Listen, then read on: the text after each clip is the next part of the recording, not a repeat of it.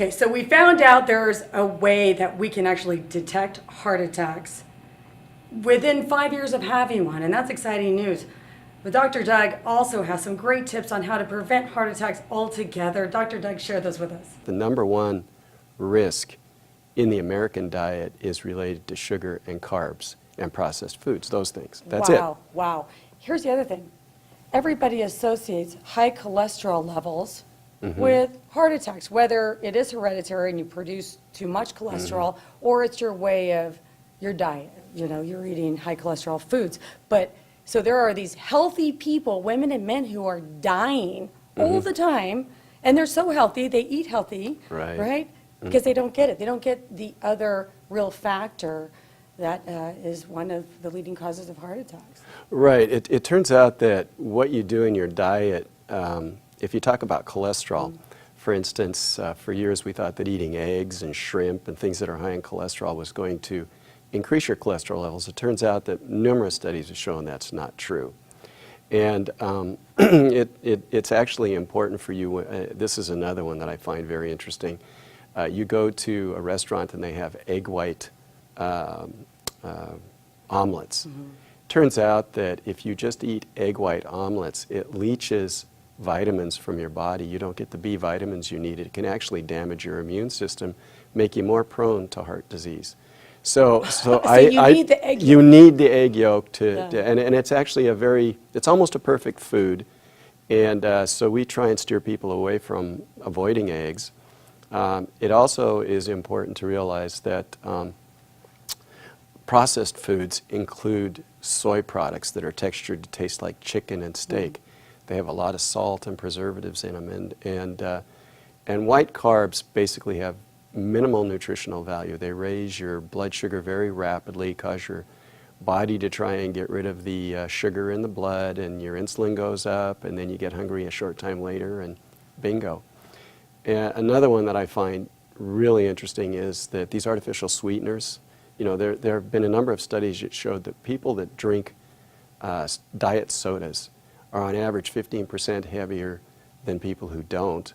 And it turns out that almost all of the artificial sweeteners, except for stevia, make you insulin resistant, so you're more likely to gain weight. Your body doesn't respond to nutrition the way it should. And again, that's a chemical. And the reason that's important is because insulin is responsible for how you handle sugar in your body. And if your body doesn't recognize insulin, your blood sugar goes up, you gain fat around your midsection, that sort of thing.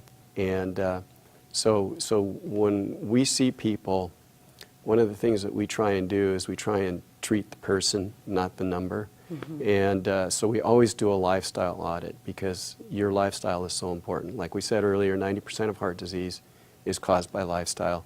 80% of it's preventable. And if you have that power, why would you not want to do something about it, you know?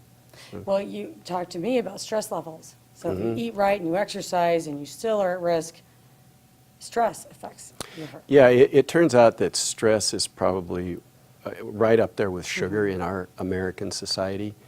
And stress can be in several forms, like there's emotional stress or stress from your job, but there's also physical stress. So some of these people that do excess athletic activities or workouts, they actually do damage as opposed to helping their body. And what stress does is it increases your blood cortisol level. It's a hormone that's the stress response of the body.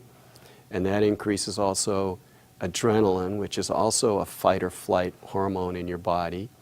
And that causes you to retain fat around your midsection.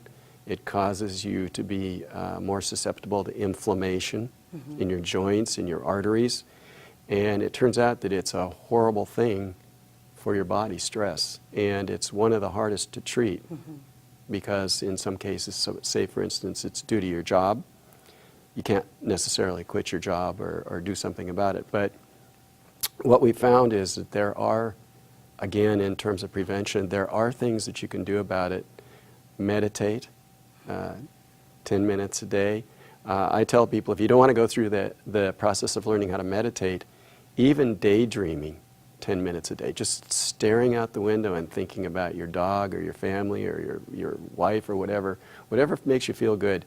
You do that, it will definitely lower those stress hormone levels, and it will move your body in the right direction. Dr. Doug, those were great tips. Thank you so much. My pleasure. Thank you. I mean, your test is saving lives and will surely save millions and millions of lives in the future. Thank you. Tell us how the viewers can get this test done and doctors out there. What do they do? So it's really important for people to understand there is a website. It's called pulsetest.com.